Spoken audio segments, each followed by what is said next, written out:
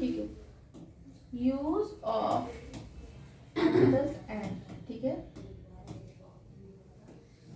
ये हाँ रीड करो अभी अब फिर से। Before a singular noun beginning with a vowel sound.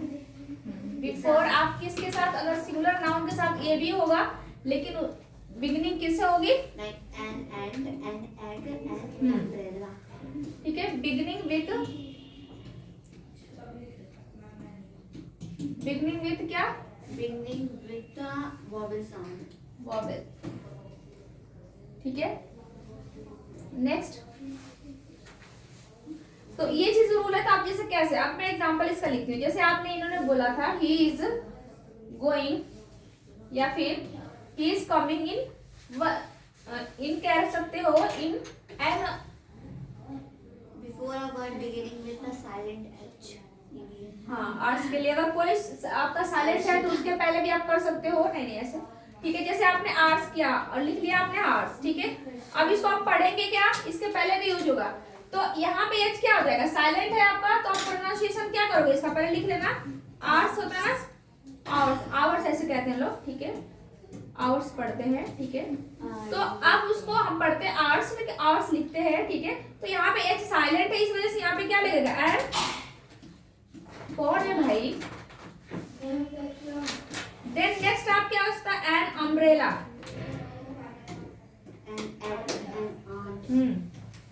An egg हो सकता है, एन ऑरेंज हो सकता है, ए से एस का। N orange. एनर्शिया आई से होता है। अर्शिया बोला मैंने। अच्छा अर्शिया। इसके बाद देन क्या हो सकता है, ऑरेंज। देन मैंगो में क्या यूज होगा भाई? अच्छा, ऑनेस्ट में क्या होगा? ऑनेस्ट में एंड क्योंकि एच उसमें भी क्या होगा, Silent. साइलेंट होगा। And honest and devil. ये नोट कर लो आप लोग, सेंटेंस बना सकते हो इससे। An evil and level.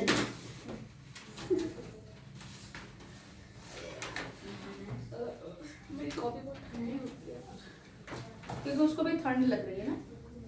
थोड़ी गर्म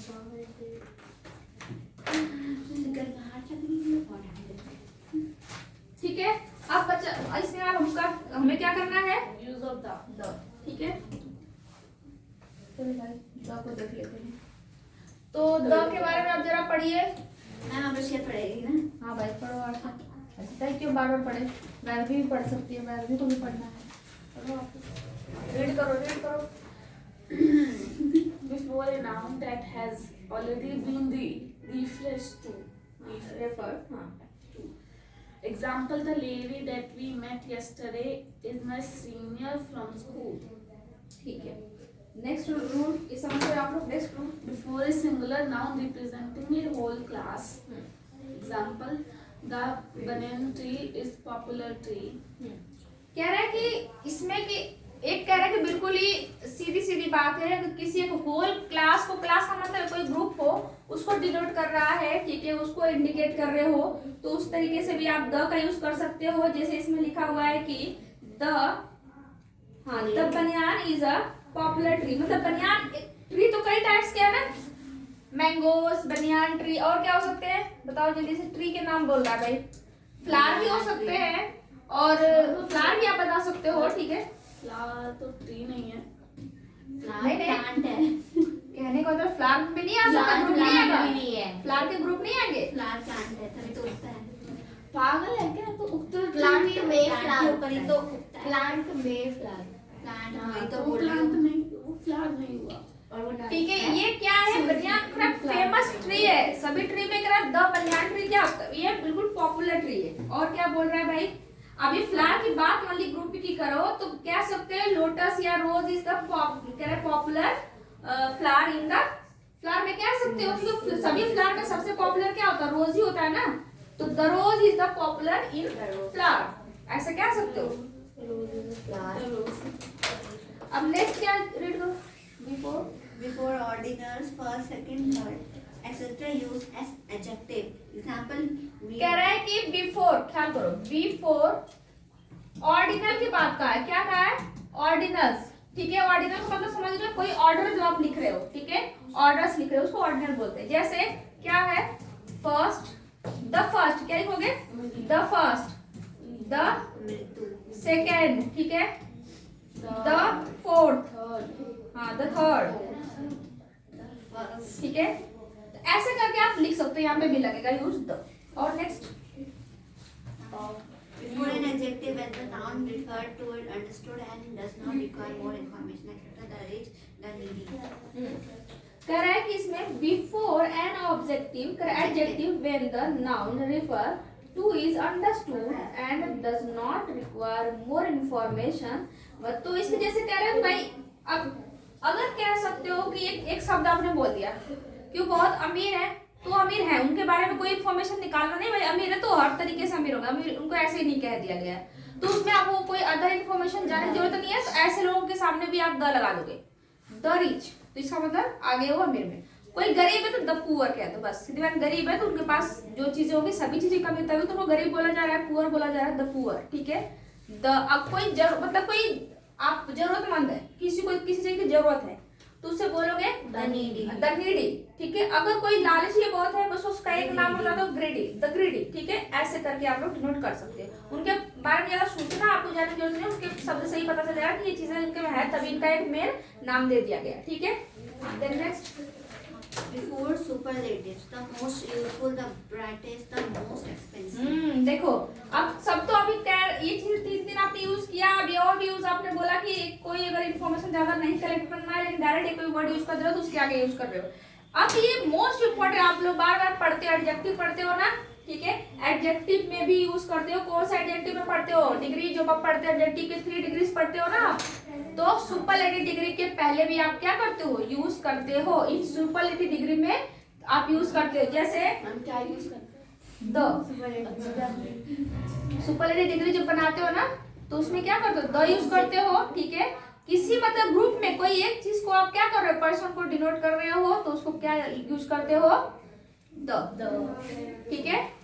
मैं बोलूंगी कि आरसीआ is very lazy girl in the class, ठीक है, इन द क्लास। अब क्लास पूरा एक ग्रुप है, उसमें मैंने एक लड़की को डिनोट मतलब क्लास में बोला कि एक ही लड़की आरसीआ है, एक ही लड़की लेजी, ठीक है। बात समझ रहे हैं? ऐसे चीजें हम क्या करेंगे, यूज करेंगे। नहीं ऐसे ऐसे वर्ड मत यूज करो, मजाक में कुछ ऐसे वर्ड मत यूज करो। मैंने आप इसको एक्सपेंसिव बोला, फिर चीप बोला। देखो कोई बात नहीं, कुछ ऐसी चीजें भी होती है जो मजाक में कोई बात नहीं, तो उससे महंगी बिकती हूँ मैं। ठीक है। अब देखो डिग्री के 3 फॉर्म होते हैं, 3 फॉर्म समझ लो इसके। कौन कौन से होते हैं भाई?